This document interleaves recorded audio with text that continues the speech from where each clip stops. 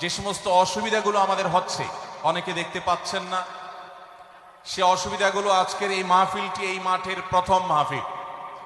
ইনশাআল্লাহ কর্তৃপক্ষ পরবর্তীতে এই মাহফিল যখন আয়োজন করবে, আমরা আশা করব তারা এবারের ভুলগুলো শুধরে নিয়ে পরবর্তীতে দর্শকদের কোনো অসুবিধা যেন না হয় সেই দিকটি তারা বিবেচনা করবেন। আমি আপনাদেরকে ধৈর্য ধারণ করার অনুরোধ করছি। আপনারা সবাই সবর করে ধৈর্য ধারণ করে নীরবে নিঃশব্দে আলোচনা শুনুন। আল্লাহ আমাদের সবাইকে তৌফিক দান করুন। আমাদের আশেপাশে যারা কথা বলছেন, যারা শব্দ করছেন, সে সমস্ত ভাইদেরকে আশপাশে ভাইয়েরা অনুরোধ করে, অনুনয় বিনয় করে, শক্ত ভাষায় নয়, কোমলতার সাথে বিনম্রতার সাথে অনুরোধ করে তাদেরকে আমরা করজোড় করে অনুরোধ করে রিকোয়েস্ট করে তাদেরকে আমরা নীরব করি, নিঃশব্দ করি এবং নীরবে ওয়াজ এবং আলোচনা শোনার পরিবেশ যেন তারা করেন সেজন্য তাদেরকে সহযোগিতা করি। মাশাআল্লাহ, অনেকখানি নিস্তব্ধ হয়েছে, বাকি যে আওয়াজ হচ্ছে সেটাও আমরা বন্ধ করার চেষ্টা করি।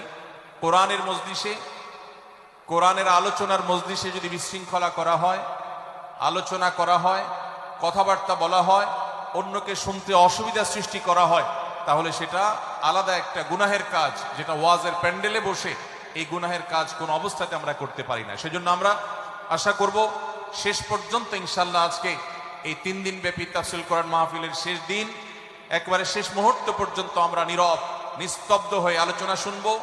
সারা দেশে যত শত সহস্র মাহফিল হচ্ছে, আজকের এই মাহফিল নানা কারণে অনন্য এবং একটা বিশেষ দৃষ্টান্ত স্থাপন করেছে। আজকের এই মাহফিলের অন্যতম বৈশিষ্ট্য হলো যে এই মাহফিলে গতানুগতিক মাহফিলগুলোর মতো গভীর রাত পর্যন্ত আলোচনা হয় না। এটি একটি ভালো দিক এবং একটি আদর্শ মাহফিলের অন্যতম পূর্ব শর্ত। গভীর রাত পর্যন্ত দূর দূরান্তে মাইক লাগিয়ে ওয়াজ মাহফিল আয়োজন করা কোনো আদর্শ মাহফিলের চিত্র হতে পারে না। সেই বিচারে, সেই দৃষ্টিকোণ থেকে আদ-দ্বীন ফাউন্ডেশনের আজকের এই মাহফিলটি অত্যন্ত চমৎকার এবং অসাধারণ মাহফিল। কারণ এই মাহফিলের গত 2 দিনের খবর আমি নিয়েছি এবং আজকের দিন সম্পর্কে আমি জেনেছি যে গভীর রাত পর্যন্ত এবং দূর দূরান্ত পর্যন্ত মাইক লাগিয়ে মানুষকে ডিস্টার্ব করার মতো মাহফিল এখানে হচ্ছে না। এটি একটি ভালো দিক। দ্বিতীয়ত হলো, ওয়াজ মাহফিল থেকে শুধুমাত্র ওয়াজ বা আলোচনা নয়, এখান থেকে দ্বীনি বই পুস্তক, কোরআন এবং হাদিসের আলোকে রচিত যে সমস্ত ধর্মীয় বই পুস্তক আমাদের প্রয়োজন হয়, সেই সমস্ত বইয়ের প্রয়োজন মেটাবার জন্য আপনারা জানেন এখানে 20-25টি বুক স্টলের ব্যবস্থা করা হয়েছে। বিশাল বড় বই মেলার আয়োজন করা হয়েছে। অর্থাৎ জ্ঞান বিতরণের 2টি মাধ্যম এখানে একসঙ্গে পাওয়া যাচ্ছে। আমরা কোরআন থেকে আলোচনা শুনছি, আবার কোরআন হাদিসের আলোকে রচিত বই পুস্তক আমরা সাথে নিয়ে যেতে পারছি। এটিও এই মাহফিলের একটি বিশেষ বৈশিষ্ট্য। তৃতীয়ত হলো, আমাদের মা বোনদের প্রবেশ পথ, তাদের অবস্থান, এগুলোকে এতটাই স্বাতন্ত্র করা হয়েছে, এতটাই এগুলোকে সেপারেট করা হয়েছে যে সেগুলো তাদের প্রাইভেসি, তাদের পর্দার যে বিধিবিধান, তাদের যে ব্যক্তিত্ব, তাদের যে অন্যান্য দিকগুলো আছে সেগুলোকে খুব ভালোভাবে মেনটেন করা হচ্ছে। এটিও একটি আদর্শ মাহফিলের গুরুত্বপূর্ণ দিক। আজকাল অনেক ওয়াজ মাহফিলে মা বোন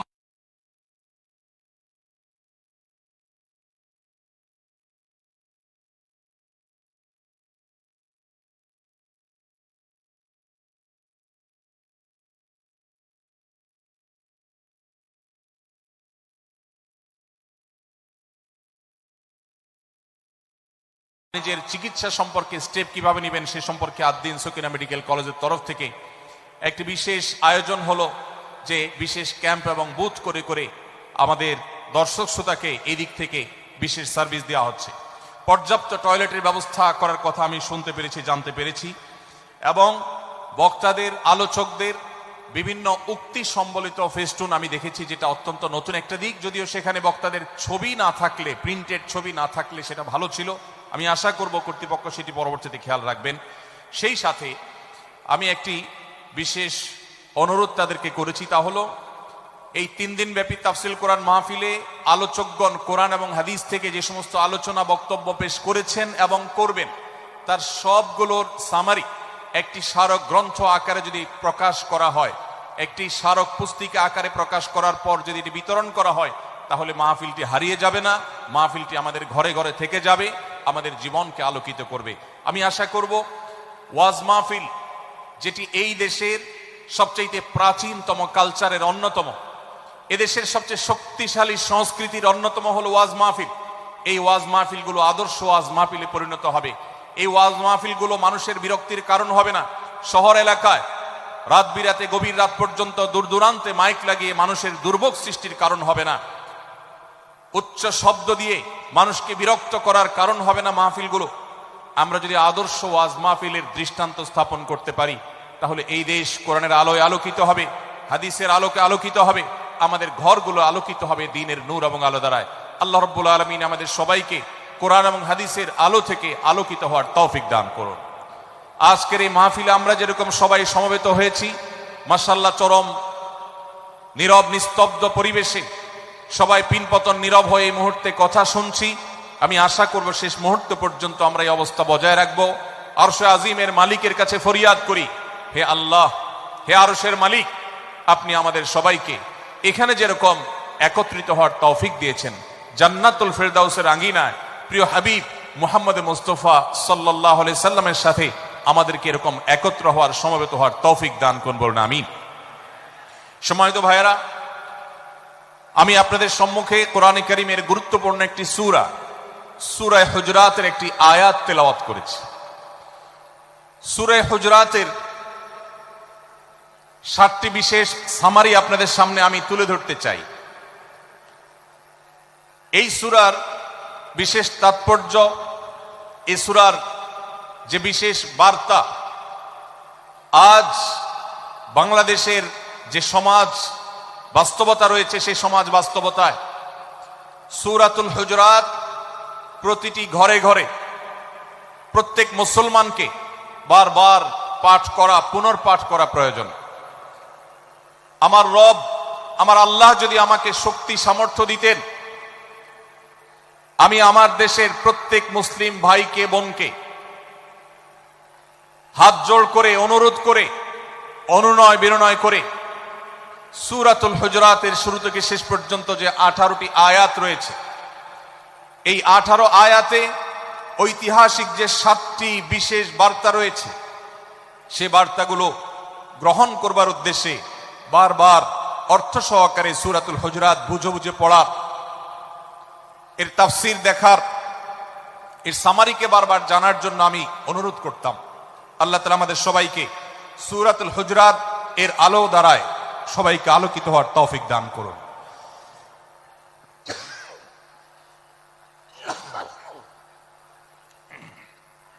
সম্মানিত উপস্থিতি, আমি যে সূরার সামারি আপনাদেরকে বলতে যাচ্ছি, যে সূরাকে সামনে রেখে আজকের এই ঐতিহাসিক মাহফিলে কোরআনে কারীমের দেওয়া 7টি বার্তা দিতে চাইছি, সেই সূরার নাম হলো সূরাতুল হুজরাত। এই সূরা কোরআনে কারীমের 26তম পারায় অবস্থিত এবং এই সূরা কোরআনে কারীমের সূরার যে সিরিয়াল, সেই সূরার সিরিয়ালে 49তম সূরা। এই সূরার আয়াত সংখ্যা হলো 18।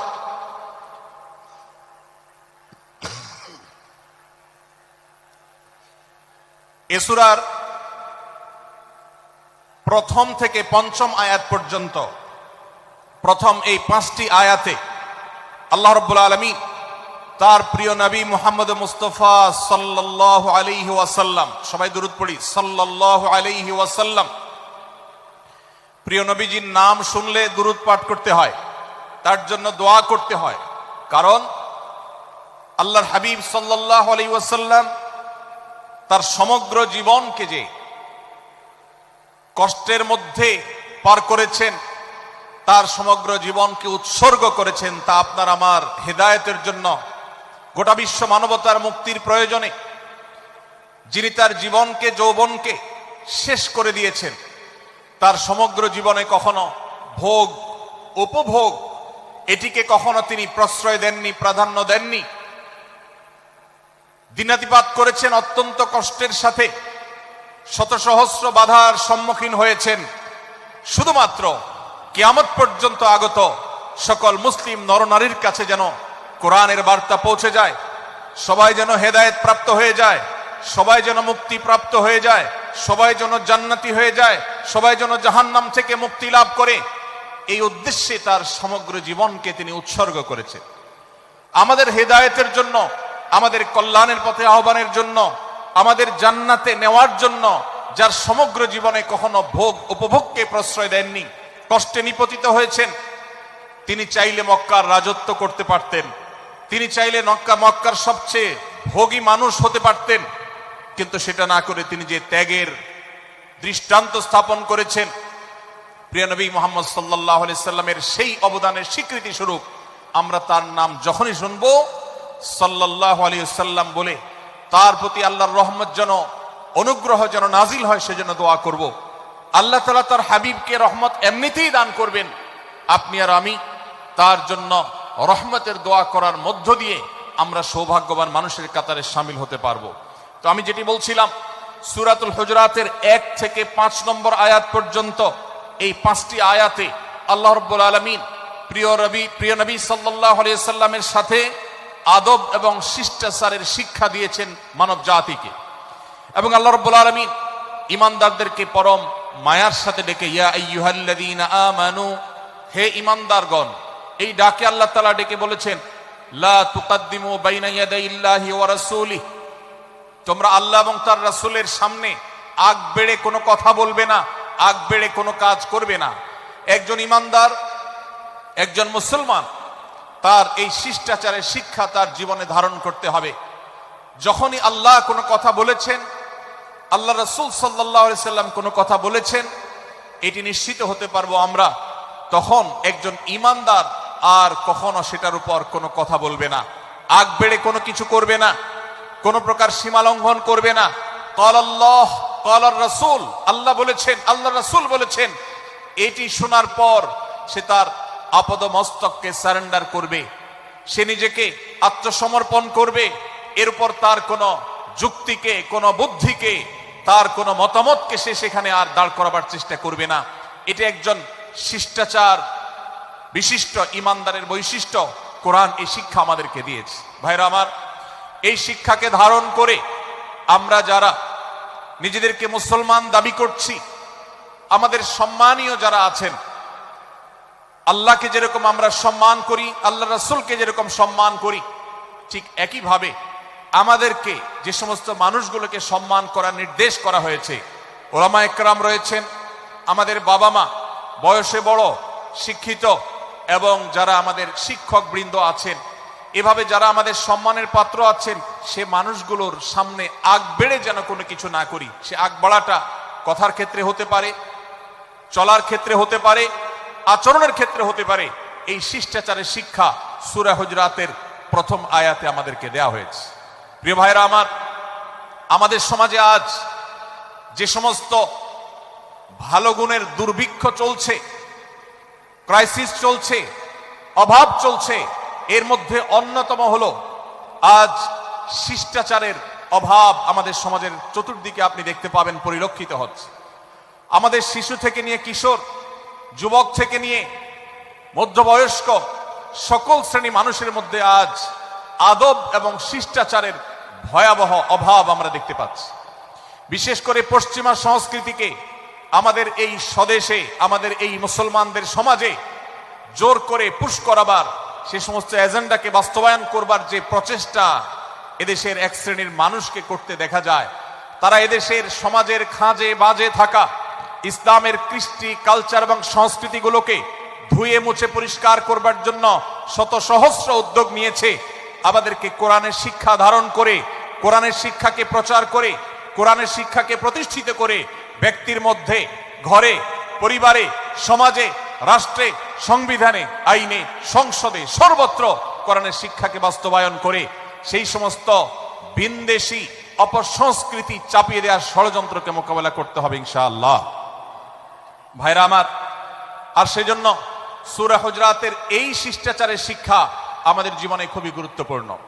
আমরা যখনই কোনো সম্মানীয় ব্যক্তির কাছে আমরা থাকব, তাদের কথার উপরে কথা বলা, তাদের সাথে তর্ক করা, তাদের সামনে আগ বেড়ে কথা বলা, এমনকি তারা যখন চলবেন তাদের সামনে সামনে হাঁটা, এই সবগুলো কোরআনের এই শিষ্টাচারের যে শিক্ষা আছে এর পরিপন্থী। প্রিয় নবী সাল্লাল্লাহু আলাইহি সাল্লামের সময়কার একটি ঘটনা। এক ব্যক্তি তার বাবার সাথে হেঁটে যাচ্ছিলেন, বোঝা যাচ্ছিল না যে তাদের মধ্যে বাবাকে সন্তানকে। অনেক সময় বাপ সন্তানের বাহ্যিকভাবে দেখে বোঝা যায় না, এরকম কোন কোন ক্ষেত্রে হয়। জিজ্ঞেস করা হলো তাদেরকে, তোমাদের মধ্যে বাবাকে সন্তানকে? বলা হলো যে অমুক বাবা, অমুক সন্তান। তখন নির্দেশনা দেয়া হলো যে সন্তান তার হাঁটা এবং চলার মধ্য দিয়ে এই বিনয়ের প্রকাশ ঘটাতে হবে, আনুগত্যের প্রকাশ ঘটাতে হবে, সম্মান এবং শ্রদ্ধার প্রদর্শন করতে হবে, যার মধ্য দিয়ে বোঝা যায় যে কে সন্তান আর কে বাবা। এটার জন্য জিজ্ঞেস করতে না হয়। আজ আমাদের যারা তরুণ আছি, আমরা যুবক আছি, আমরা অনেকেই পশ্চিমা সংস্কৃতি দ্বারা প্রভাবিত হয়ে আমরা শিষ্টাচারের এই গণ্ডি এবং সীমানা পার হয়ে চলে গেছি। কোরআন আমাদেরকে শিষ্টাচারের শিক্ষা দিচ্ছে যে আমরা সিনিয়রদের সামনে বিনয়ের সাথে আচরণ করব, তাদের সামনে সামনে চলা থেকে বিরত থাকব, যথাসম্ভব তাদেরকে অনুসরণ করার চেষ্টা করব, তাদের সাথে কথা হবে, তাদের আগ বেড়ে কথা হবে না, তাদের কোনো জিজ্ঞাসা থাকলে সেটার উত্তর হবে বিনয়ের সাথে। এই শিষ্টাচারের শিক্ষা আমাদেরকে দেয়া হয়েছে।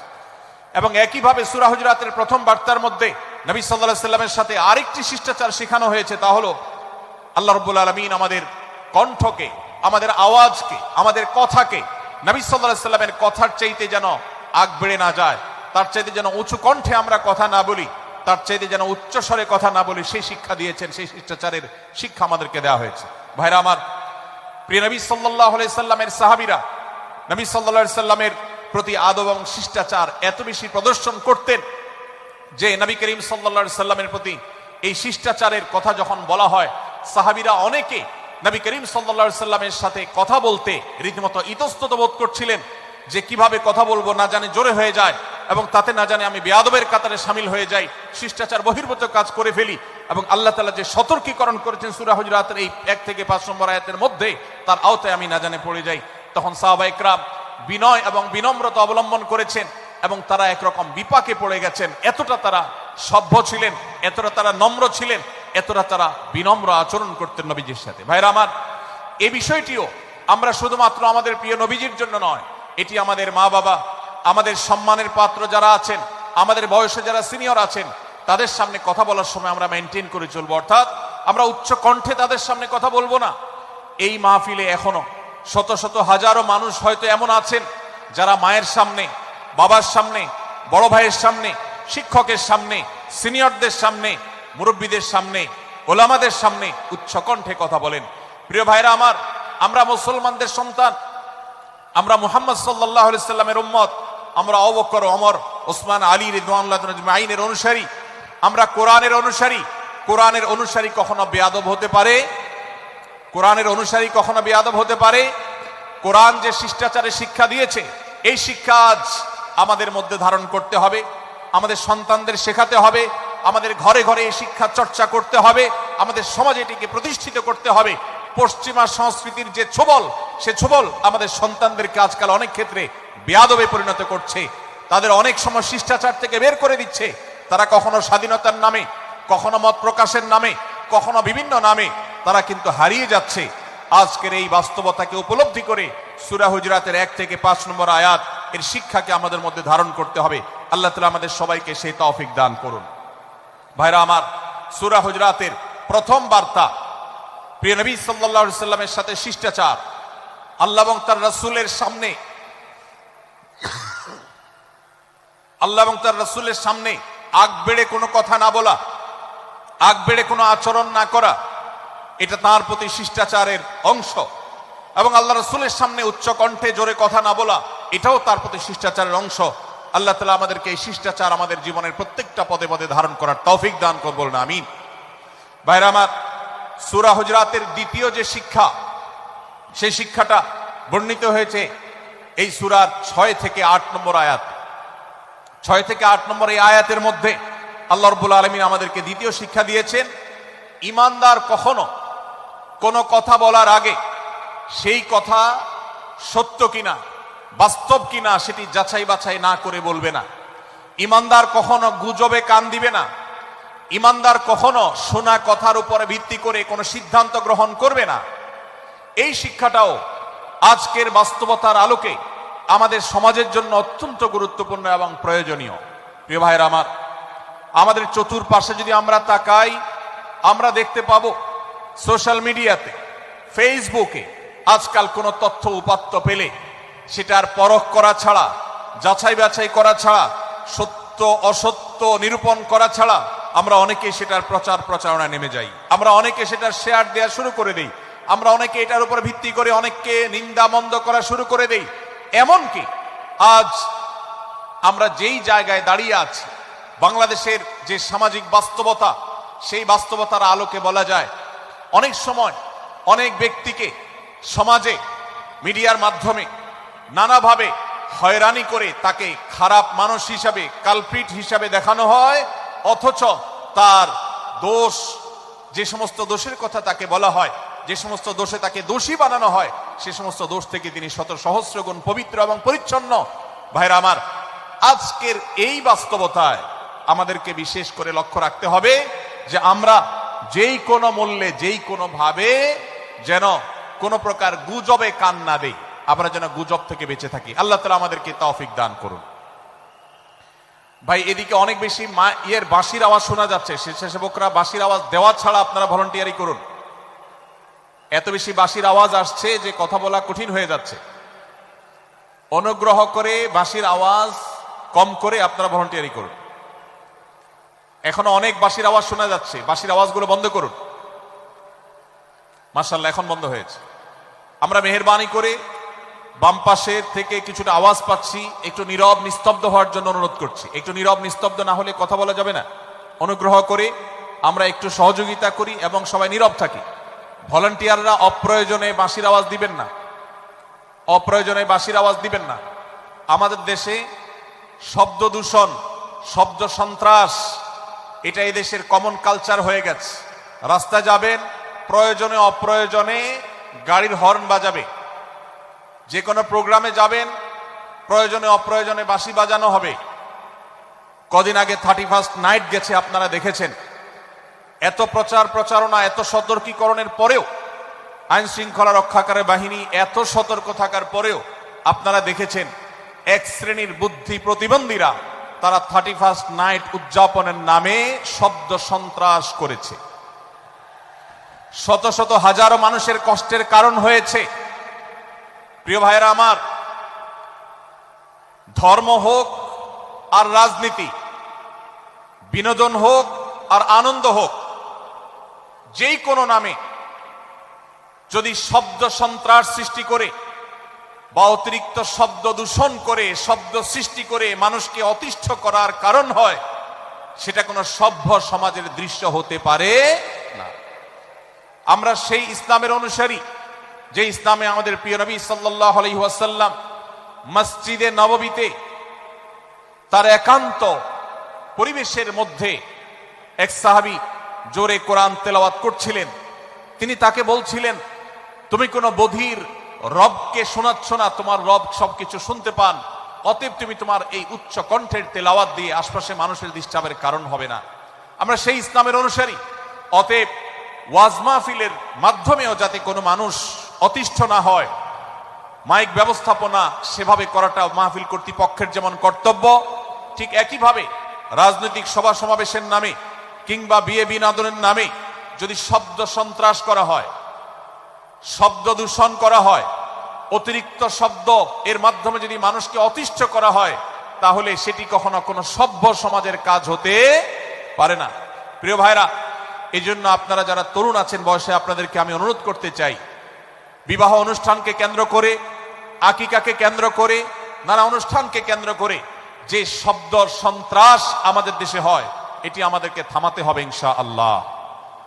আমরা যদি সবাই সজাগ হয়ে যাই, আমরা যদি সবাই সতর্ক হই, সচেতন হই, ইনশাআল্লাহ এই যে শব্দ দিয়ে মানুষকে কষ্ট দেওয়ার অপসংস্কৃতি, বিশেষ করে ভিনদেশী যে অপসংস্কৃতি আমদানি করা হয়েছে, এই অত্যাচার এদেশে থামাতে হবে ইনশাআল্লাহ। আল্লাহ আমাদের সবাইকে তৌফিক দান করুন। ভাইরা আমার, আমরা আমাদের আশেপাশে কোনো তরুণরা যদি এরকম শব্দ করে, গান বাজিয়ে অন্য মানুষকে অতিষ্ঠ করে, ঈদের সময় দেখা যায় বিশেষ করে সে সমস্ত যুবকদেরকে কাউন্সিলিং করতে হবে, তাদেরকে বোঝাতে হবে যে তোমার আনন্দ কখনো আরেকজনের বেদনার কারণ হতে পারে না। বহু হার্টের রোগী আছেন, বহু অসুস্থ মানুষ আছেন, বহু ছোট শিশু আছে যাদের কষ্টের কারণ হয়, বিধায় আমরা কখনো আমাদের শব্দ দিয়ে কাউকে কষ্ট হতে দিব না। আল্লাহ আমাদের সবাইকে তৌফিক দান করুন। মাশাআল্লাহ, অনেকটা নীরব নিস্তব্ধ হয়েছে। আমি যে জায়গাটা ছিলাম আবার সেখানে ফিরে যাই। সূরা হুজুরাতের দ্বিতীয় শিক্ষার কথা বলছিলাম ভাইরা। 6 থেকে 8 নম্বর আয়াতের মাহফিল থেকে আমরা নিয়ত করে যাব, এই মজলিসে বসে এই মুহূর্তে নিজে নিজে সংকল্প করব, আমার জীবনে সোশ্যাল মিডিয়া কিংবা ফেসবুকে, ইউটিউবে অথবা অফলাইনে আমার বাস্তব জীবনে আমি কখনো কোনো মানুষ সম্পর্কে যে কোনো তথ্য উপাত্ত পেয়ে ভুল কোনো ধারণা, মন্দ কোনো ধারণা করার প্রতি পোষণ করব না। কোনো তথ্য উপাত্ত যদি পাই, কোনো সংবাদ যদি পাই অনির্ভরযোগ্য সূত্রে, তাহলে সেক্ষেত্রে সেটা যাচাই বাছাই করা ছাড়া আমি সেটাকে বিশ্বাস করতে যাব না। এটাই হলো আমাদের ঈমানের দাবি। ভাইরা আমার, একজন ঈমানদার এতটা সরল হবে না যে যা শুনবে সে সেটাকে বিশ্বাস করে বসবে। একজন ঈমানদার এতটা বাস্তবতা থেকে দূরে থাকবে না যে তিনি তার পাওয়া কোনো সংবাদকে অনুসন্ধান করবে না। আল্লাহ তাআলা আমাদের সবাইকে সূরা হুজুরাতের এই দ্বিতীয় শিক্ষাটাকে আমাদের জীবনে ভালো করে ধারণ করার তৌফিক দান করুন। আল্লাহ বলেছেন, ইয়া আইয়ুহাল্লাযীনা আমানু, হে ঈমানদারেরা, ইন জাআকুম ফাসিকুম বিনাবাইন ফাতাবায়ানু, তোমাদের কাছে কোনো ফাসিক, যার মধ্যে আল্লাহর ভয় নেই, এরকম কোন মানুষ যদি কোন সংবাদ উপস্থাপন করে, এমনকি গণমাধ্যমেও যদি কোনো সংবাদ প্রচারিত হয়, সংবাদদাতার মধ্যে যদি আল্লাহর ভয় না থাকে, সে যদি টাকার বিনিময়ে কারোর চরিত্র হনন করতে পারে, সে যদি অ্যাডভার্টাইজ পেয়ে কোন কোম্পানির হয়ে দালালি করতে গিয়ে অন্য কারোর বিরুদ্ধে কোনো মিথ্যাচার করে, সে যদি বিদেশিদের এজেন্ডা বাস্তবায়ন করতে গিয়ে আলেম সমাজের চরিত্রকে কলঙ্কিত করে, কোন ভালো মানুষকে দোষী হিসাবে সাব্যস্ত করে, তো আল্লাহ তাআলা আমাদেরকে সতর্ক করেছেন, ফাতাবায়ানু, সেই সংবাদ সত্য কিনা আমাদেরকে যাচাই করতে হবে। আন তুসিবু কওমান বিজাহালাহ ফাতুসবিহু আলা মা ফাআলতুম নাদিমিন। যদি আমরা যাচাই বাছাই না করে যা শুনি সেটাকে বিশ্বাস করতে থাকি, তাহলে আমরা এক সময় লজ্জিত হতে হবে, অনুতপ্ত হতে হবে আমাদের এই ভুল অবস্থানের কারণে। এজন্য ভাইরা, আজকের এই মাহফিল থেকে আমরা প্রতিশ্রুতি নিজের সঙ্গে নিজে দিয়ে যাব যে আমরা কখনো কোনো তথ্য উপাত্ত পেলে, কোনো সংবাদ পেলে, সেটাকে বিশেষ করে কারোর চরিত্র সম্পর্কিত যদি হয়, কারোর সম্পর্কে নেগেটিভ যদি হয়, তাহলে সেটাকে বিশ্বাস করবার আগে ভালো করে অনুসন্ধান করব। যতক্ষণ আমি নিশ্চিত না হব ততক্ষণ পর্যন্ত সেটার প্রচার করব না। আল্লাহ তাআলা আমাদের সবাইকে কোরআনের এই শিক্ষাটাও আমাদের জীবনে ধারণ করবার তৌফিক দান করুন।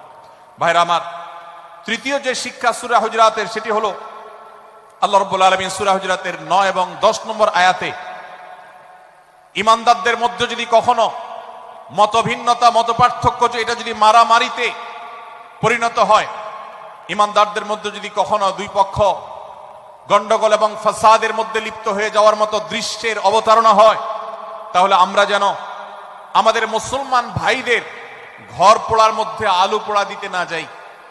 আমরা যেন আমাদের মুসলমান ভাইদের মধ্যকার বিভেদকে আরো বৃদ্ধি করতে সহায়তা না করি। আমরা যেন মীমাংসার পথ অবলম্বন করি।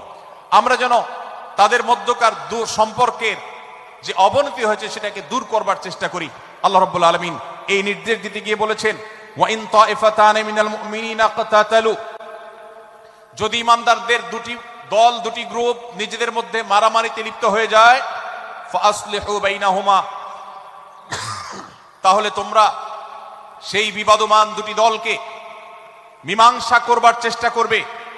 আজ আমাদের মধ্যে এরকম বহু বিষয়কে কেন্দ্র করে মুসলমানদের মধ্যে অনেক সময় মুখোমুখি অবস্থান আমরা দেখতে পাই, যা দুর্ভাগ্যজনক, যা হওয়ার কথা ছিল না।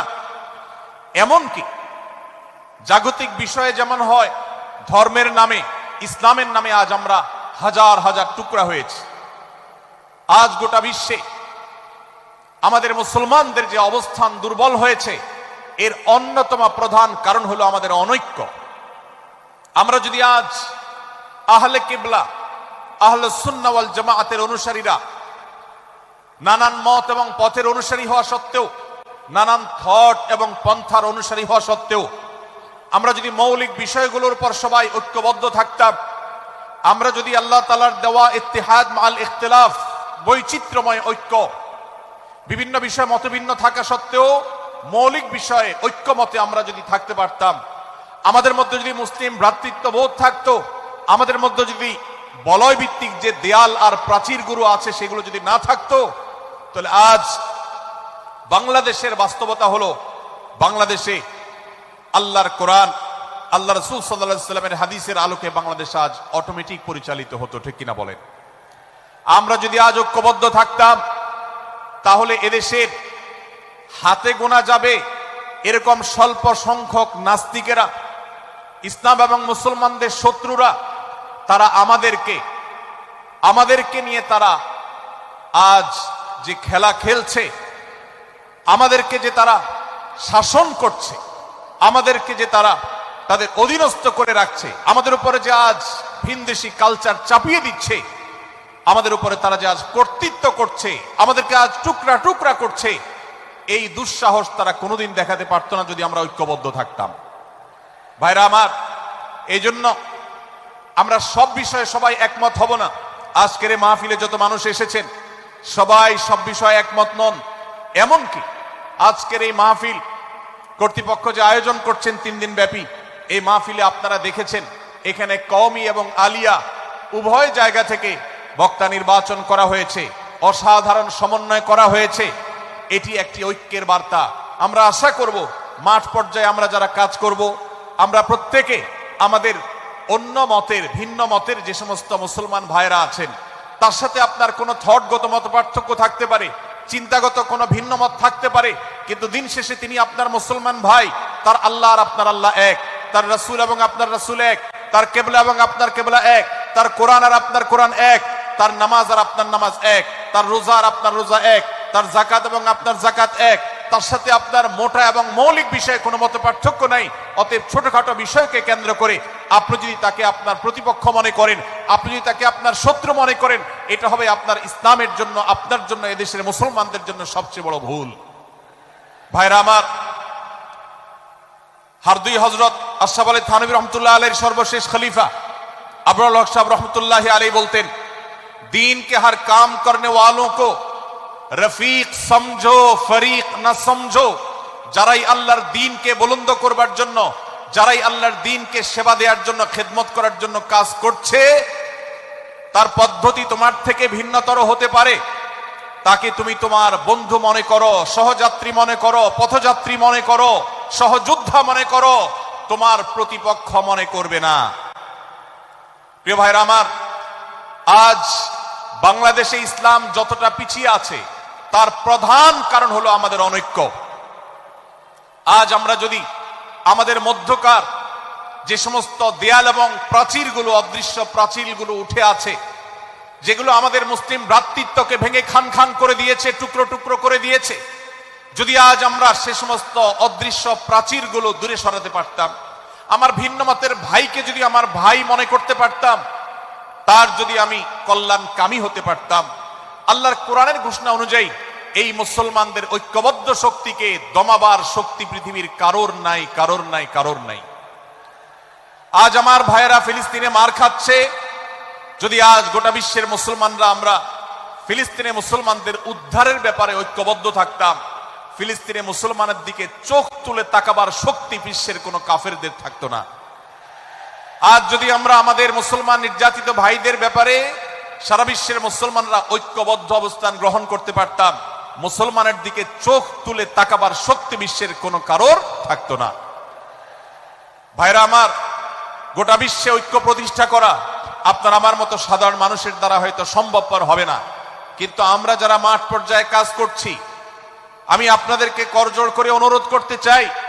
আমি জানি আপনার এলাকাতে, আপনার মহল্লাতে আপনার সাথে অন্য মুসলমান ভাইদের অনেক ক্ষেত্রে মতভিন্নতা আছে।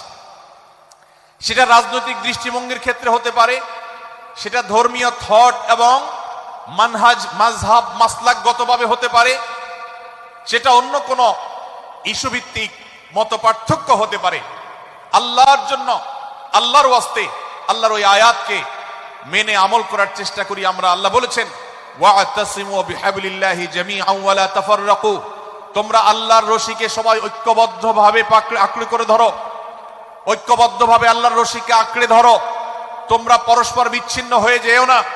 আমরা অনেক ফরজের কথা শুনেছি, নামাজ রোজা ফরজ আমরা জানি, বাবা মার প্রতি সদ্ব্যবহার করার ফরজের কথা আমরা জানি, আত্মীয়তার সাথে সুসম্পর্ক আত্মীয়তার বন্ধন রক্ষার কথা আমরা জানি, ফরজ হওয়ার কথা জানি, কিন্তু মুসলমানদের ঐক্যবদ্ধ থাকতে হবে এই ফরজের কথা আমরা অনেকেই জানি না। ভাইরা আমার, মুসলমানদেরকে আল্লাহ রাব্বুল আলামিন ঐক্যবদ্ধ থাকার নির্দেশ দিয়েছেন। এই ঐক্যটা এর মানে এই নয় যে সবাই এক মতের হয়ে যাবে সব বিষয়ে। বিভিন্ন বিষয়ে আমাদের মধ্যে মতপার্থক্য থাকবে, তারপরে আমরা একে অন্যের সহযোদ্ধা হব, সহযাত্রী হব, আমরা একে অন্যের কল্যাণকামী হব, একে অন্যের ভালো চাইবো। আমার ভিন্ন মতের মুসলমানের কোনো ক্ষতিতে আমি খুশি হব না, তার ক্ষতিতে আমি কষ্ট পাবো, তার সাফল্যকে আমি এনজয় করব, আনন্দিত হব। এটা যদি করতে না পারি তো আমি কখনো খালেস এবং সাচ্চা মুসলমান হতে পারলাম না। আল্লাহ তাআলা আমাদের অন্তরগুলোকে উদার করে দিন, ব্রড করে দিন, প্রশস্ত করে দিন, বড় করে দিন, উম্মার ঐক্যের প্রয়াসী হওয়ার তৌফিক দান করুন, বলুন আমিন। ভাইরা আমার, আমরা মহল্লায় মহল্লায়, এলাকায় এলাকায়, মসজিদে মসজিদে, আমাদের নিজস্ব বলয়ে, নিজস্ব অঙ্গনে আমরা চেষ্টা করব ভিন্ন ভিন্ন মতের মুসলিম ভাইকেও আমার ভাই হিসাবে আঁকড়ে ধরার, আপন করার। ডক্টর খন্দকার আব্দুল্লাহ জাহাঙ্গীর রাহিমাহুল্লাহ এই অঞ্চলের সন্তান।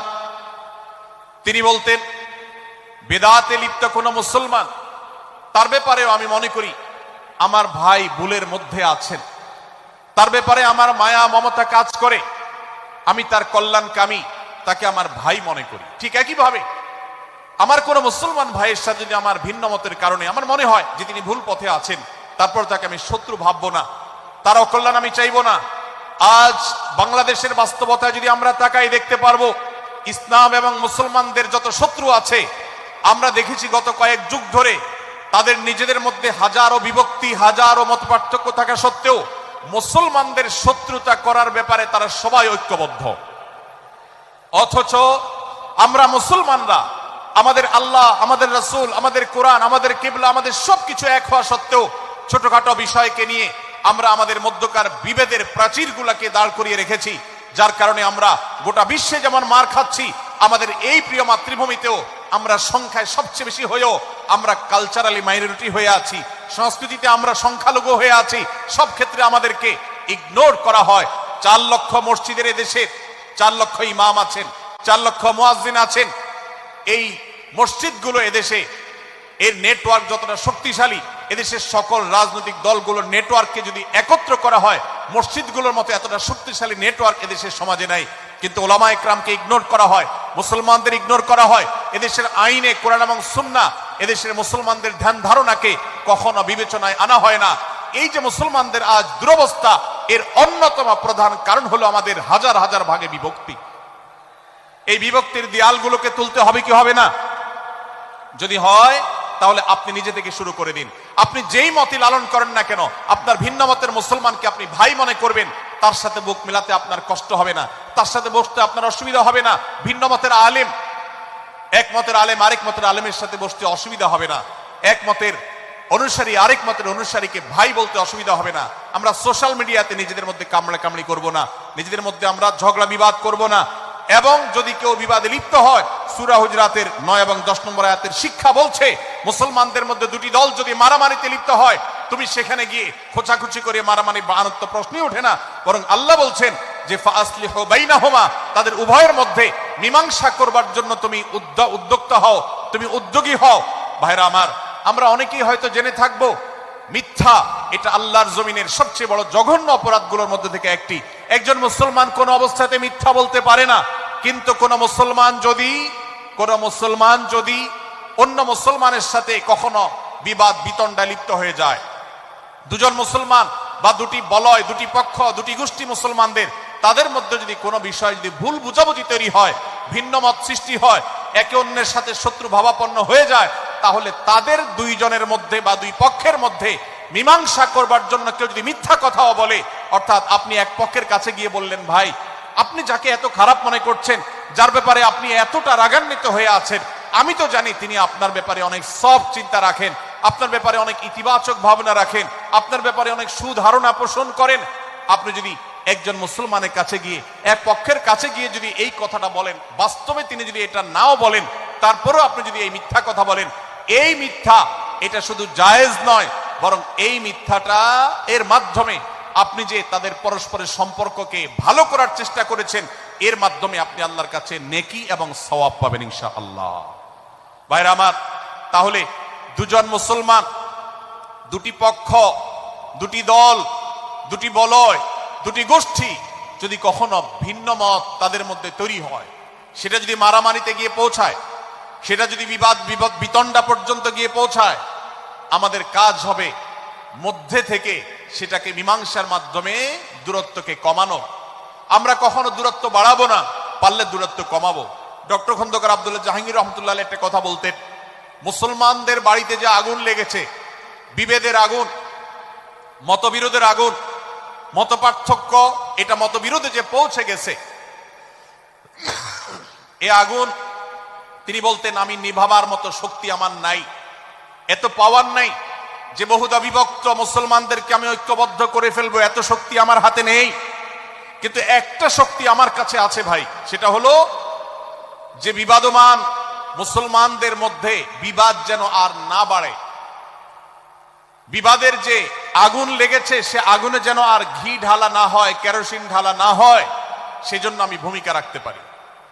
আমি আপনাদেরকে বিনয়ের সাথে অনুরোধ করতে চাই, যত বিষয় নিয়ে আমাদের মুসলমানদের পরস্পরের মত পার্থক্য আছে, হতে পারে সেটা মাসআলা নিয়ে, হতে পারে সেটা রাজনৈতিক অবস্থানকে কেন্দ্র করে, হতে পারে অন্য কোনো বিষয়কে কেন্দ্র করে, আল্লাহর ওয়াস্তে আপনি বিভেদ মিটাতে পারেন আর না পারেন, বিভেদ যেন না বাড়ে সেজন্য আপনি অবস্থান গ্রহণ করবেন, বিভেদ বাড়ার ক্ষেত্রে কোনো ভূমিকা পালন করবেন না, এবং সব সময় উম্মার ঐক্য প্রয়াস চাইবেন, প্রয়াস চালাবেন, উম্মার ঐক্য চেষ্টা করবেন। আল্লাহর কাছে আপনি যে দোয়াগুলো করেন, এর মধ্যে একটা দোয়া যেন এটাও থাকে, হে আল্লাহ, আমরা বহুদা বিভক্ত হয়ে গেছি, আমরা টুকরা টুকরা হয়ে গেছি, যার কারণে তোমার ভাষ্য অনুযায়ী ফাতাফশালু ওয়া তাযহাবা রিহুকুম, আজ আমাদের শক্তি শেষ হয়ে গেছে, আমরা দুর্বল হয়ে গেছি। আজ বাংলাদেশের বাস্তবতা যদি আমরা বলি, যে দেশের 90-95 ভাগ মানুষ মুসলমান, সে দেশে আজ হাতে গোনা কিছু নাস্তিক, কিছু ইসলাম বিদ্বেষী, মুসলমান বিদ্বেষীরা, তারা আমাদেরকে আজ উঠা বসা করায়, তারা আমাদের আইন নির্ধারণ করে, তারা আমাদের শাসক নির্ধারণ করে, তারা আমাদের সব বিষয়গুলোকে নির্ধারণ করে দেয়। আমাদের সন্তানরা পাঠ্যপুস্তকে কি পড়বে সেটাও ইসলাম বিদ্বেষীরাই ঠিক করে দেয়। ভাইরা আমার, এই অবস্থার যদি পরিবর্তন চাই, তাহলে আমাদের মধ্যকার দূরত্বগুলো কমাতে হবে।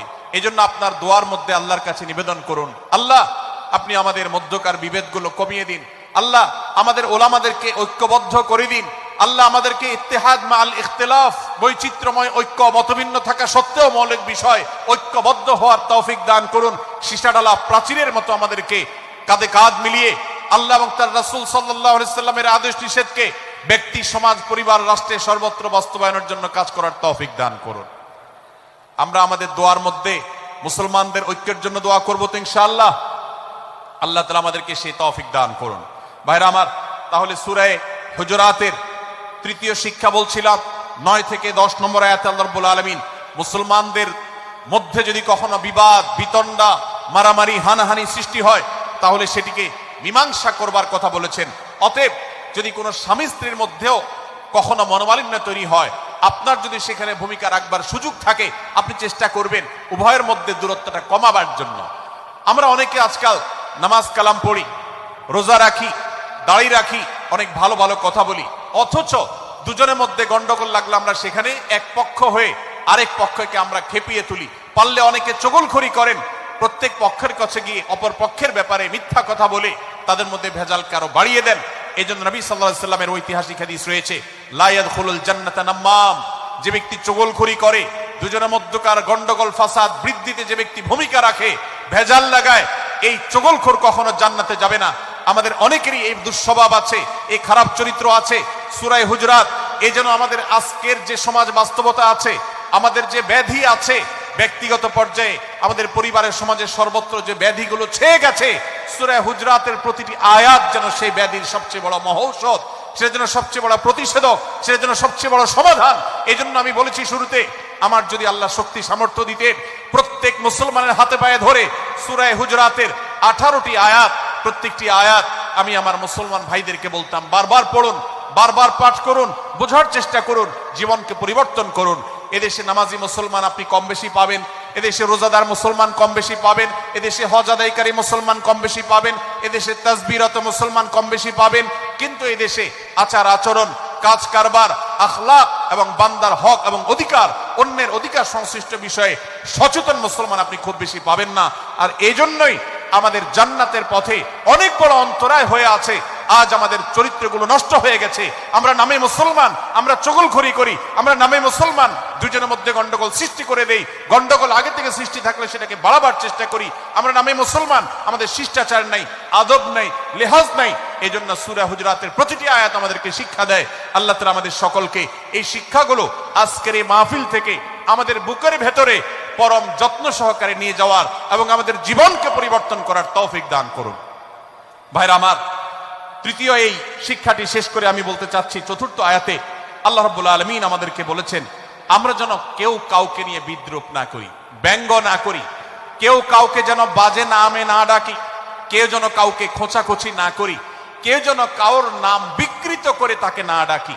ভাইরা আমার, এই আয়াতটি আমি শুরুতে তেলাওয়াত করেছি। আল্লাহ বলেছেন ইয়া আইয়ুহাল্লাযীনা আমানু লা ইয়াসখার কওমুম মিন কওমিন আসা আন ইয়াকুনু খায়রাম মিনহুম। হে ঈমানদারেরা, হে মুসলমানেরা, তোমাদের কেউ যেন অন্য কারোর নাম ধরে অন্য কাউকে ব্যঙ্গ বিদ্রূপ ঠাট্টা না করে। আমরা একে অন্যকে নিয়ে ঠাট্টা করি কি করি না? বিদ্রূপ করার রোগ আমাদের মধ্যে আছে না নাই?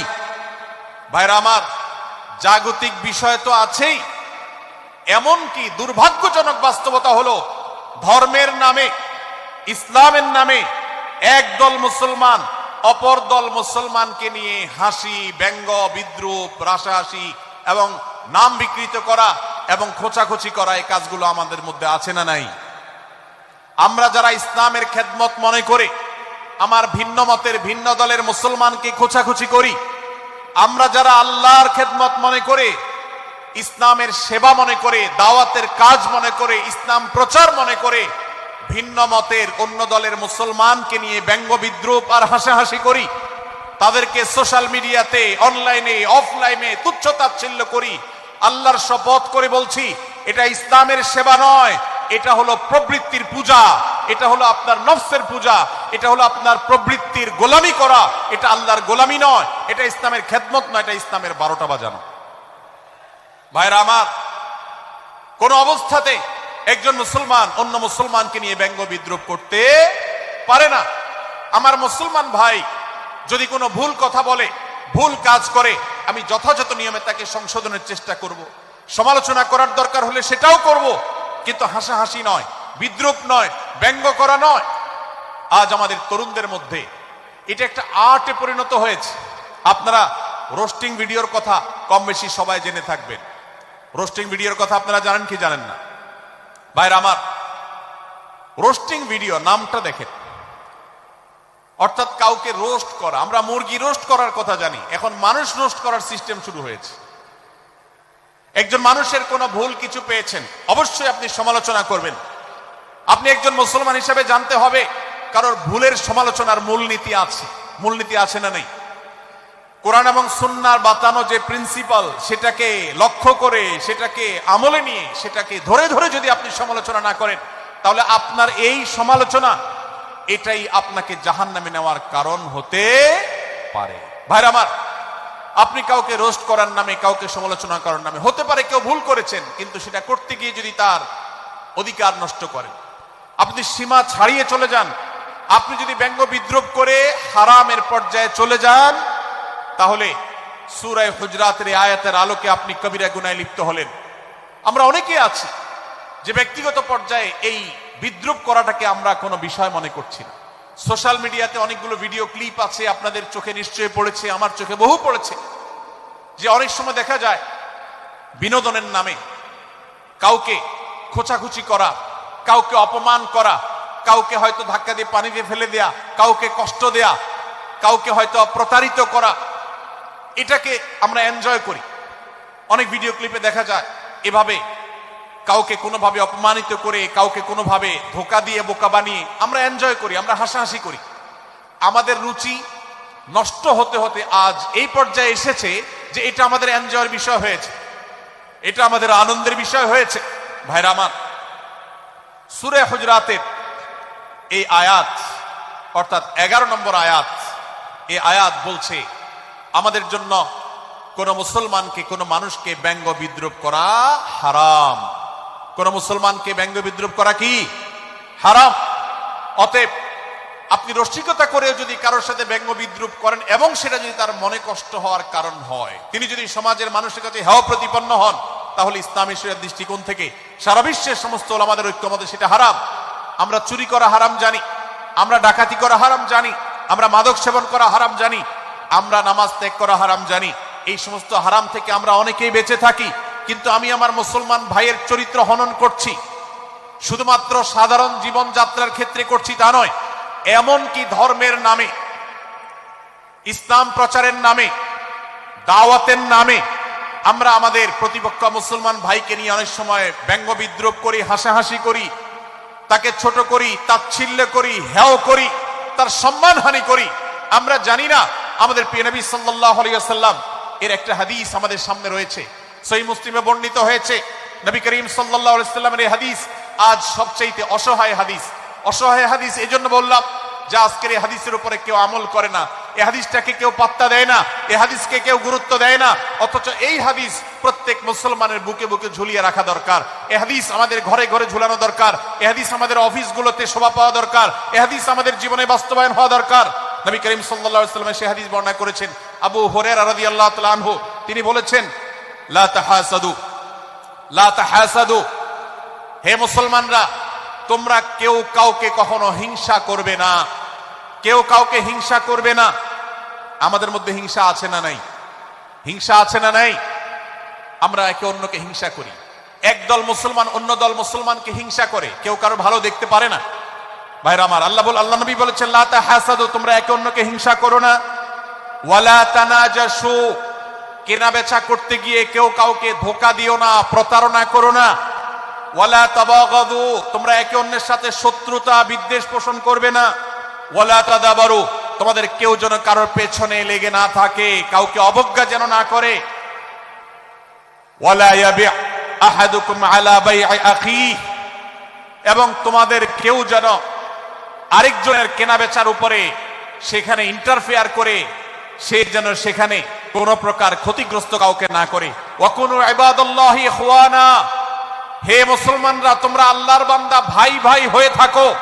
তোমাদের মধ্যে মত পার্থক্য থাকুক, দলগত মত পার্থক্য, অবস্থানগত মত পার্থক্য, থটগত মত পার্থক্য, মাযহাব মাসলাবগত মত পার্থক্য থাকুক, কিন্তু তোমরা আল্লাহর বান্দা, ভাই ভাই হয়ে থাকো। এক দলের মুসলমানকে আল্লাহ তাআলা ভাই ভাই হতে বলেন নাই, এক গ্রুপের মুসলমানকে আল্লাহ ভাই ভাই হতে বলেন নাই, এক বলয়ের মুসলমানকে আল্লাহ ভাই ভাই হতে বলেন নাই, নিজ দলের মুসলমানের সাথে আল্লাহ ভাই ভাই থাকতে বলেন নাই। আল্লাহ বলেছেন সকল মুসলমানদের সাথে ভাই ভাই হয়ে থাকার জন্য, ভ্রাতৃত্বের বন্ধনে থাকার জন্য। এজন্য আল্লাহ নবী সাল্লাল্লাহু আলাইহি ওয়াসাল্লাম সে নির্দেশ করেছেন। আল্লাহ নবী সাল্লাল্লাহু আলাইহি ওয়াসাল্লাম আরো বলেছেন, আল মুসলিমু আখুল মুসলিম, মুসলমান মুসলমানের ভাই, লা ইয়াজলিমুহু ওয়ালা ইয়াখযুলুহু, কোন মুসলমান কোন মুসলমানকে জুলুম করতে পারে না, তার আইল ঠেলতে পারে না, তার জমি দখল করতে পারে না, তার অধিকার নষ্ট করতে পারে না, তাকে কথা দিয়ে অত্যাচার করতে পারে না। ওয়ালা ইয়াখযুলুহু, তাকে অপমানিত করতে পারে না, লাঞ্ছিত করতে পারে না। ওয়ালা ইয়াকযিবুহু, তার সাথে মিথ্যা বলতে পারে না। ওয়ালা ইয়াহকিরুহু, তাকে তাচ্ছিল্য করতে পারে না। আত্তাকওয়া হাহুনা, আত্তাকওয়া হাহুনা, আত্তাকওয়া হাহুনা। নবীজি তিনবার নিজের বুকের দিকে তাকিয়ে দেখিয়েছেন, তাকওয়া এখানে, তাকওয়া এখানে, তাকওয়া এখানে। আমাদের অন্তরকে ভালো করতে হবে, সমস্ত মুসলমানদের জন্য উদার হতে হবে, কলিজাকে বড় করতে হবে, মনটাকে ব্রড করতে হবে, প্রশস্ত করতে হবে, অন্য মুসলমানকে ভাই মনে করতে হবে। কোন ভিন্ন মতের মুসলমানের সাথে শত্রুতা পোষণ করা যাবে না। ভাইরা আমার, অতএব এই হাদিসকে সামনে রেখে এই হাদিসের শেষ অংশে নবী সাল্লাল্লাহু আলাইহি ওয়াসাল্লাম বলেছেন, আল মুসলিমু কুল্লুল মুসলিমি আলাল মুসলিমি হারামুন দমুহু ওয়া মালুহু ওয়া ইরদুহু। এক মুসলমানের জন্য অন্য মুসলমানের তিনটি জিনিসকে আল্লাহ তাআলা হারাম করে দিয়েছেন। কোন মুসলমানের রক্ত এটা প্রবাহিত করা, কাউকে হত্যা করা যেরকম হারাম, কোন মুসলমানের সম্পদ অন্যায়ভাবে আপনি ভোগ করবেন, দখল করবেন, মেরে দিবেন, এটা হারাম। ঠিক একইভাবে কোন মুসলমানের সম্মান নষ্ট করবেন, ইজ্জত নষ্ট করবেন, সম্ভ্রম নষ্ট করবেন, অপমান করবেন, এটাকে আল্লাহ তাআলা হারাম করেছেন। আল্লাহ তাআলা আমাদের সবাইকে অন্য মুসলমানদের ব্যাপারে এরকম দায়িত্বশীল ভূমিকা রাখার তৌফিক দান করুন, বলুন আমিন। ভাইরা আমার, সূরা হুজুরাতের 4 নম্বর আয়াতের শিক্ষাকে ধারণ করে আমরা কারোর প্রতি বিজ্ঞ ব্যঙ্গাত্মক আচরণ করব না। অনেক মুসলমান আছেন অন্য মুসলমান নাম ধরে ধরে বিদ্রুপ ব্যঙ্গ করেন, নাম বিকৃত করেন। অনেক সময় আমরা রসিকতা করেও আমাদের অনেকের নাম বিকৃত করি। আল্লাহ সুবহানাহু ওয়া তাআলা এটাকে হারাম করেছেন। এমনকি নবী সাল্লাল্লাহু আলাইহি সাল্লাম বলেছেন, লা তাকুল লিকাসিরিন ইয়া কাসিরু, কোন খাটো বা বেটে মানুষকে হে বেটে, হে খাটো এরকম বলে ডেকো না। নবী সাল্লাল্লাহু আলাইহি সাল্লাম বলেছেন এভাবে ডাকলে তিনি অপমানিত হন। আল্লাহ তাকে এভাবে সৃষ্টি করেছেন। আমরা অনেক সময় দেখা যায় একে অন্যকে খোঁচা মারতে গিয়ে তার গায়ের রং কালো হলে, তিনি দেখতে আকারে ছোট হলে তাকে আমরা ব্যঙ্গ করি, বিদ্রুপ করি, তাকে আমরা তাচ্ছিল্য করি, তাকে আমরা অপমান করি, তাকে আমরা অপদস্থ করি। ভাইরা আমার, এটা আমাদের জন্য হারাম।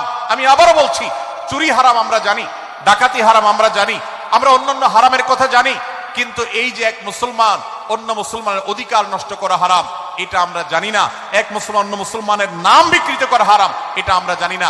এই ব্যাপারেও আমরা দেখেছি যে আমরা যারা ইসলামের দাওয়াতের কথা বলি, কোরআন হাদিসের কথা বলি, তারাও দেখা যায় সোশ্যাল মিডিয়াতে, ফেসবুকে একদল মুসলমান অন্য দলে মুসলমানদেরকে নানা বাজে উক্তি দিয়ে ডাকাডাকি করে, বিকৃত নামে ডাকে, বিকৃত উপাধি দেয়, খারাপ কথা বলে, অমুকের দালাল তমুকের দালাল ইত্যাদি ধারণা করে কথা বলে।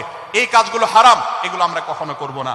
5 নম্বর যে শিক্ষা আছে সূরা হুজুরাতে, সেটা হলো 12 নম্বর আয়াতে। আল্লাহ রাব্বুল আলামিন এখানে কুধারণা করাকে হারাম করেছেন, মন্দ ধারণা করতে আল্লাহ তাআলা নিষেধ করেছেন, এবং গীবত করতে, পেছনে লাগতে নিষেধ করেছেন। ভাইরা আমার, এই একটি আয়াত অর্থাৎ সূরা হুজুরাতের 12 নম্বর আয়াত, এই আয়াতটি শিক্ষা ধারণ করে যদি আমরা আমাদেরকে শুধরাতে পারি, সংশোধন করতে পারি, তাহলে ইসলামের মেইন যে কাজগুলো আছে, ঈমানকে বিশুদ্ধ করা এবং শিরক মুক্ত ঈমান আনা, 5 ওয়াক্ত নামাজ পড়ার পর, বান্দার হক আদায়ের পর, এই আয়াতটির পর আমল করলে আপনার জান্নাতে যাওয়ার সবচেয়ে বড় বাধা দূর হয়ে যাবে ইনশাআল্লাহ। ভাইরা আমার, যে আয়াতে আল্লাহ তাআলা আমাদেরকে কারো প্রতি মন্দ ধারণা করতে নিষেধ করেছেন, গীবত করতে নিষেধ করেছেন, কারো পেছনে লাগালাই করতে নিষেধ করেছেন, সেই আয়াতে আল্লাহ রাব্বুল আলামিন বলেছেন, ইয়া আইয়ুহাল্লাযীনা আমানু ইজতানিবু কাসীরাম মিনায-যন্ন, হে ঈমানদারেরা, হে মুসলমানরা, তোমরা কারোর প্রতি ধারণা, মন্দ ধারণা তোমরা করো না, এটা থেকে বিরত থাকো। অনেক ধারণা অর্থাৎ মন্দ ধারণা, এটা গুনাহ, এটা থেকে বিরত থাকো। ইন্না বা'দায-যন্নি ইসম, কারণ কিছু কিছু ধারণা অর্থাৎ যেগুলো মানুষের সম্পর্কে কোন তথ্য উপাত্ত ছাড়া নিছক ধারণা প্রসূত মন্দ ধারণা করা হয়, সেগুলো গুনাহের কারণ, সেগুলো অপরাধের কারণ, সেগুলো কবিরা গুনাহ, সেগুলো পাপাচার, সেগুলো আল্লাহর অসন্তুষ্টির কারণ। আছেন সবাই বসে যান, সবাই বসে যান, সবাই বসে যান। যশোরের মানুষের দুর্নাম হোক আপনারা কি চান? আপনারা কি চান যশোরের মানুষের দুর্নাম হোক? তাহলে আশপাশে ভাইরা ওনাদেরকে সবাইকে বসায় দেন, বসায় দেন, কাউকে দাঁড়ায় থাকতে দিবেন না। ভাই সবাই বসেন, সবাই বসে যান, এখানে যারা দাঁড়িয়ে আছেন সবাই বসেন, অনুগ্রহ করে সবাই ধৈর্য ধারণ করেন এবং বসেন। আজকের এই মাহফিল সুন্দরভাবে শেষ হোক। আপনারা কি চান কি চান না? ভাই আপনারা কি চান কি চান না? যদি আপনারা চান, অনুগ্রহ করে আমার ডান পাশে যারা বিশৃঙ্খলা করছেন তারা বসে যান। আপনাদেরকে আমরা অনুরোধ করছি এখান থেকে বসে যান। আপনারা কি ডক্টর মিজানুর রহমান আজহারী সাহেবের আলোচনা শুনতে চান কি চান না? যদি চান তাহলে মেহেরবানি করে আওয়াজ বন্ধ করে পরিবেশ শান্ত করে, এখানে অল্প কিছু মানুষের মধ্যে বিশৃঙ্খলা দেখা যাচ্ছে। কোন কারণে এত বড় মাহফিল, এত মানুষের, লাখো লাখো মানুষের সমাগম, এখানে কোনো কারণে ঝামেলা হতেই পারে, কিন্তু আমরা অনুগ্রহ করে ধৈর্য ধারণ করি। ধৈর্য কোথায়? সবাই বসে যায়, সবাই বসে যান, আওয়াজ বন্ধ করে। ভলান্টিয়ার ভাইয়েরা এদিকে বিনয়ের সাথে মানুষদেরকে বসানোর জন্য চেষ্টা করেন। আশেপাশের যারা আছেন বসে, তারা দাঁড়ানো ভাইদেরকে হাতে পায়ে ধরে বসান, সবাই সবাইকে টান দিয়ে বসান। ভাই এ পাশে যারা বিশৃঙ্খলা আচরণ করছেন তারা আপনারা একটু বসেন। আপনারা যদি বিশৃঙ্খলা আচরণ না থামান তাহলে সেক্ষেত্রে মাহফিল সুন্দরভাবে শেষ করা যাবে না। আমার আলোচনার শেষের দিকে আমরা আলোচনা শেষ করে এশার নামাজ পড়বো, তারপরে আমাদের শেষ অধিবেশন হবে ইনশাআল্লাহ। তারপরে ওকে।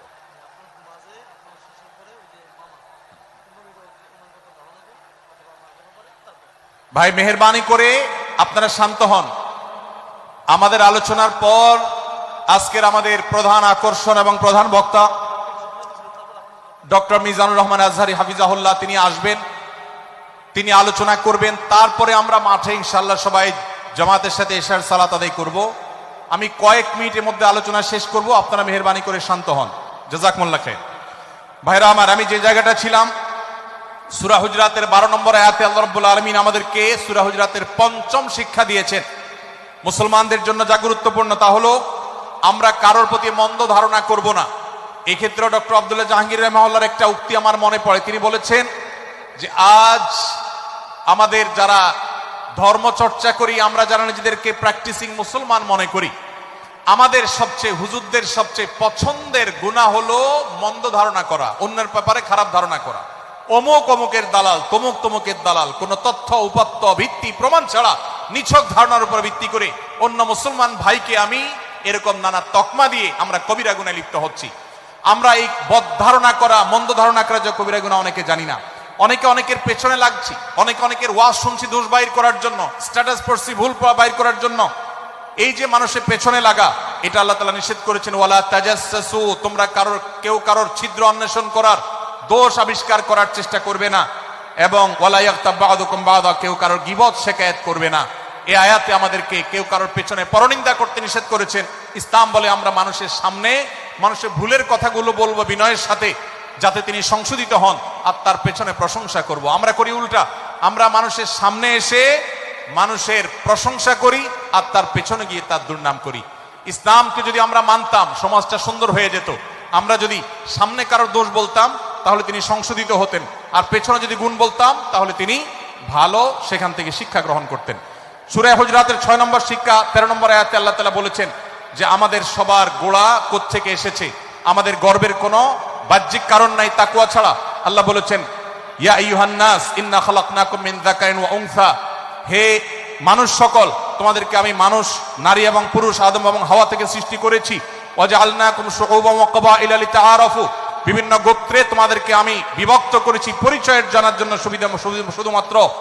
আর আল্লাহ বলেছেন শেষে, ইন্নাল্লাহা আলিমুন খাবীর, তোমরা কি করো আল্লাহ জানে। অতএব আমাদের কারোর পর কারো কোনো শ্রেষ্ঠত্ব নেই তাকওয়া ছাড়া। আল্লাহ বলেছেন, ইন্না আকরামাকুম ইনদাল্লাহি আতকাকুম, আমাদের মধ্যে সবচেয়ে মর্যাদাবান হবে তিনি যার মধ্যে তাকওয়া সবচেয়ে বেশি হবে। আমাদের কোনো বংশগত গৌরব, কোনো অঞ্চলগত গৌরব, অন্য কোনো গৌরব আমাদের থাকবে না, শুধু তাকওয়ার গৌরব আমাদের থাকতে পারে। সেটাও গর্ব, নিষিদ্ধ গর্ব বা অহংকারের মতো নয়, বরং সেটা আমাদের বিনয়ের জায়গা। সর্বশেষ 7 নম্বর যে শিক্ষা সূরা হুজরাতের রয়েছে, সেটা 14 এবং 14 থেকে 18 নম্বর আয়াতে আল্লাহ তাআলা ঈমান এবং ইসলামের চিহ্ন উল্লেখ করেছেন। যে 6টা শিক্ষা উল্লেখ করা হয়েছে, এর আলোকে মুসলমানকে, মুনাফিককে সেটা নিরূপণ হবে। এজন্য আল্লাহ তাআলা শেষে এটি উল্লেখ করেছেন। এই 7টি শিক্ষাকে ধারণ করে আমরা আমাদেরকে ভালো মুসলমান হিসেবে গড়ে তোলার চেষ্টা করব, আমাদের জীবনকে সাজাবার চেষ্টা করব। আল্লাহ তাআলা আমাদের সবাইকে তৌফিক দান করুন। আমি আবারও এক নজরে বলে শেষ করছি, সূরা হুজরাত কোরআনে কারীমের 26তম পারার একটি সূরা, 49 নম্বর সূরা, কোরআনের 18টি আয়াতের আছে। প্রথম থেকে 5 নম্বর আয়াত পর্যন্ত আল্লাহ রাসূলের সাথে আদব লেহাজ বজায় রাখা, শিষ্টাচার মেনটেন করা, এবং সম্মানীয় ব্যক্তিদের সাথেও এখান থেকে আমরা শিক্ষা নিয়ে আদব লেহাজ বজায় রাখা, তাদের সামনে আগ বেড়ে কথা না বলা, আগ বেড়ে কাজ না করা, উচ্চকণ্ঠে কথা না বলায় শিক্ষা আল্লাহ দিয়েছেন। দ্বিতীয়ত, আমাদেরকে কোনো সংবাদ, বিশেষ করে অনির্ভরযোগ্য তথ্যের সংবাদ শুনে আমাদেরকে কারোর ব্যাপারে ধারণা করার আগে আল্লাহ তাআলা আমাদেরকে যাচাই করার শিক্ষা দিয়েছেন। আমরা যেন গুজবে, আমরা যেন ধারণা প্রসূত কোনো তথ্যে আমরা যেন কান না দেই, সেই শিক্ষা আল্লাহ আমাদেরকে দিয়েছেন। এটি 6 থেকে 8 নম্বর আয়াতে 9